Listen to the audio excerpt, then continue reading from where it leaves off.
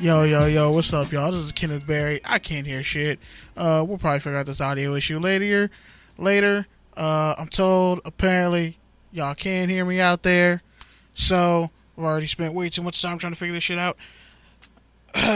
Pete is in Texas in a journalism conference event thing, holding it down. So I'm here holding it down. Well, I'm just get right to the shits. We have ourselves, with what happened this first week of the NFL, we have the Raiders getting their ass kicked on Monday Night Football, like 32-13. That pick six at the end was trash. It was terrible, but it was worse. Actually, for me, it was funny because I'm not a Raiders fan anymore. But it was terrible to just watch everybody on Twitter just screaming and crying their eyes out, especially Pete. Like, I really thought Pete was going to have to be on suicide watch. I was worried for a second. But luckily, the game ended. It was over. And now, going to analyze some shit. First things first, John Gruden is a professional quarterback ruiner. If you go back and look at the likes of, let's say, a Josh Freeman had similar skill set to Derek Carr. Came out of Kansas State, and the crazy part is he had like a super live arm. Not only was that the case, but athletic, ran around a 4.7, could move. And he gets in Tampa. He had one good year, like a Pro Bowl year. Next thing you know, Gruden messes him up, eventually gets fired. Shauna comes along. Pretty much Josh Freeman ended up out of the league. Shit was terrible. When I watched Derek Carr, I kind of see the same thing. The offense was pretty much just, okay, let's just run let's try to take some shots deep. And when they did, they always went to Jared Cook. That worked. He had a career night, 9 catches, 180 yards. Most importantly, he looks like one of the focal points of this offense. Marshawn Lynch came out that first drive. They get a touchdown, 10-yard rumble. It's amazing. But you factor all that in with the fact that they pretty much went stagnant a bunch of times throughout the game, only to kind of try to go back to the run. Didn't really work. Colton Miller kind of held up, but for a rookie and a guy who isn't physically strong enough yet to really be an elite lineman, it was what it was. Shout out to Pete in the comment section, pretty much saying F the Raiders. I hate to do this deep dive, but we just have to, because like Bruce from Courtside, man, he's like, you can't quit on the Raiders. I'm like, I kind of have to. It's kind of over for them. Like, the whole time I was watching them, I was like, oh, shout out to Keith, he's here, hey. Well, the whole time I was watching their defense, I was like, okay, they're actually competent in coverage somehow. But when you kind of like watch how they were giving up chunk plays to Todd Gurley, you're like, run defense is kind of porous. But it's mostly because they got a young defensive line. I can't really fault them for that. Key, somebody said on Twitter that Key has all these different pass rush moves, but literally was just doing that out of desperation because he was dead ass tired. And on top of that, was getting nowhere against the likes of Whitworth or Havenstein, Rams offensive line. At one point, Gurley, I think in the third or fourth quarter, actually ran over Marcus Gilchrist by literally giving him Seth Rollins' finishing move. If you're a WWE fan, you know who that is. Wrestled out of like Des Moines, Iowa. Bruh, he didn't kind of try to hurdle him. It's more like he he drove his right knee straight into Marcus Gilchrist's helmet and his face, and I was like, oh yeah, Gilchrist got CTE. You don't take a hit like that and live to be fine. It was pretty bad, and it was kind of just like, oh yeah, that's the Raiders defense. They bend, and then eventually they get hit with a kill shot they can't recover from. And that's what kind of happened with that whole situation. Oh, the keyboard. Oh. Yeah, sorry about that. Oh, man. But to kind of speak deeper into the offense, because the defense did the best they could for most of that game, even though I don't know why in God's green earth Reggie Nelson is starting for anybody. Like, I wouldn't want Reggie Nelson to be my walkthrough coach, like on the day of like a high school game. Like, I wouldn't even want him to mimic a safety in practice, because he's clearly not that anymore. Like, he's a hazard at this point, and that's dangerous. With Marshawn Lynch, they pretty much went away from him once they kind of went down in the game against the Rams. And it wasn't necessary because Jared Goff got off to a slow start too. But they kept distributing to different receivers. Okay, Pete says Key isn't the problem. I'm pretty sure. I know Key isn't the problem, Pete. But if we're being honest, Bruce Irvin was the only guy who offered a real pass rush. Like, he's the only one.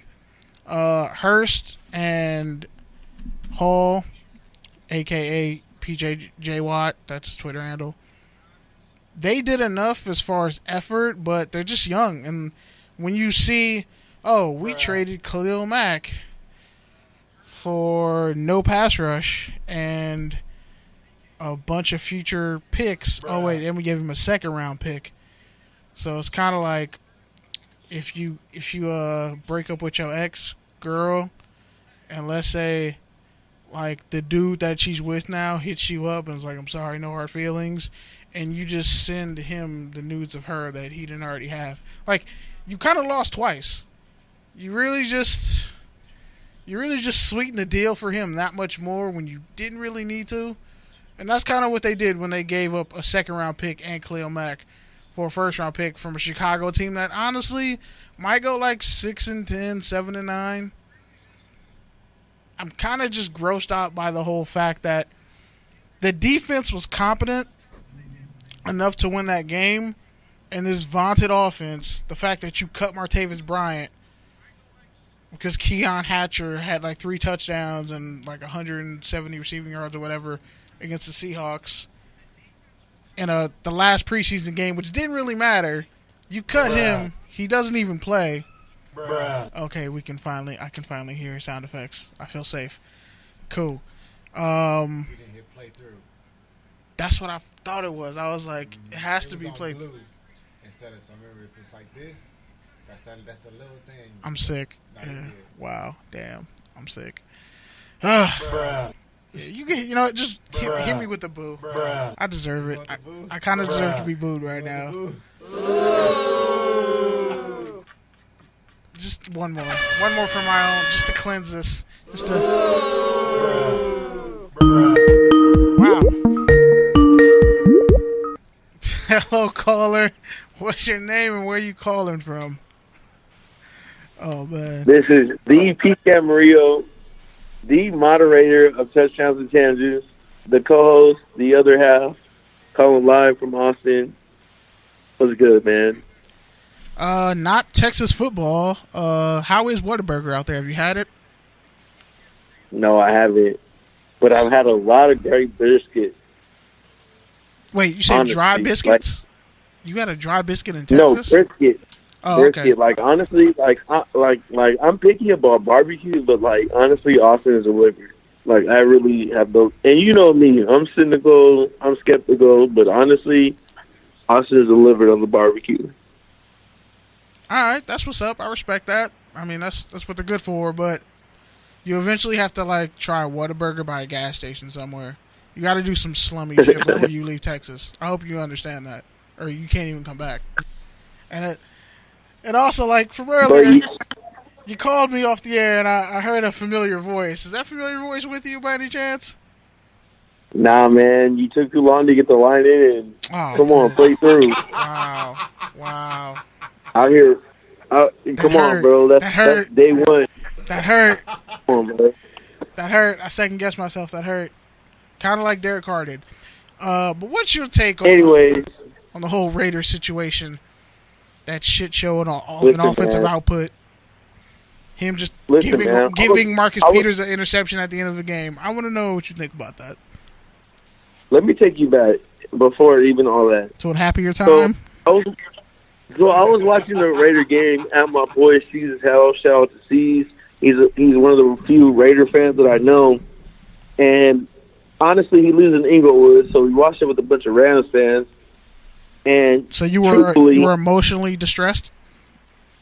No, truthfully, I was ready for the Raiders to lose. From day one, even when they were up 7 and when they were up 13, I was just waiting for them to lose. And all my friends were like, whose side are you on? Because I'm literally wearing an Amari Cooper jersey, but hating on the Raiders every single play.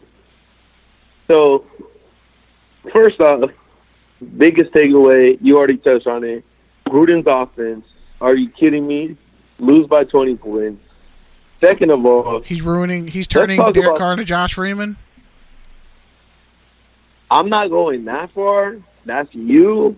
Look at their measurables. They're like the same physical person almost. No, don't disrespect Derek Carr like that. You need to put some respect on Josh Freeman's name because he was looking like a franchise QB. Derek Carr has been groomed to be a franchise quarterback since he was in the 7th grade. Do not disrespect that man's name like that. Don't disrespect a black man named Freeman who was successful in the state of Kansas. All right? Under Bill Snyder. Let's talk about it. You are the first person to talk shit about Kent State football. So seriously? let's No, start I'm there. not. But besides that... I always talk shit about Kent State football. I hate Colin Klein. Besides Michael Robinson, shout out to the 49ers. He went to Penn State, actually. Whatever. Same school. I would boo. Generic It's not. My bad. Penn State and Kansas State are two different places. Kansas State is where like the guys who were good enough to get a scholarship, but they didn't want to risk it and go to a JUCO and lose all their eligibility to go to. Blue and purple, same shit to me. I don't know. Anyways, one's purple. Let's really talk about why the Raiders lost that game, though. Here we go. Their defense. First of all, that option play, Khalil Mack would have played. That speed sweep, yeah. Second of all, he'd blew that up. Second of all, for all of you listeners out there who actually understand defensive line play, especially at the NFL level, you understand you do not do a spin move because you turn your back to the defense. And that is literally all I saw from the Raiders' defensive ends. Specifically, shout out to B.I., shout out to Arden Key.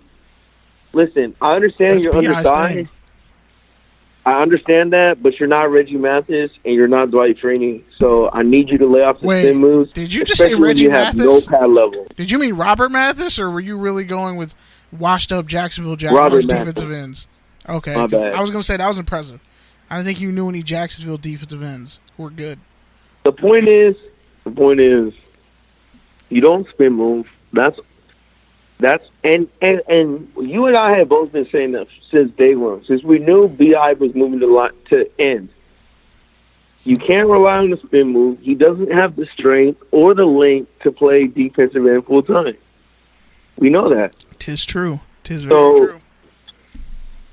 And it's not a disrespect to B.I. because he's a great player. He just needs to be put in a situation where he can succeed. Michael Johnson, Michael Bennett, all those cats in Cincinnati, which is the Raiders' motto, are not undersized. They're oversized ends. If anything, they're lengthy and explosive. Carl Lawson, the Raiders passed on him, and Jordan Willis, who went to Kansas State. So frankly, I don't know what the Raiders are doing.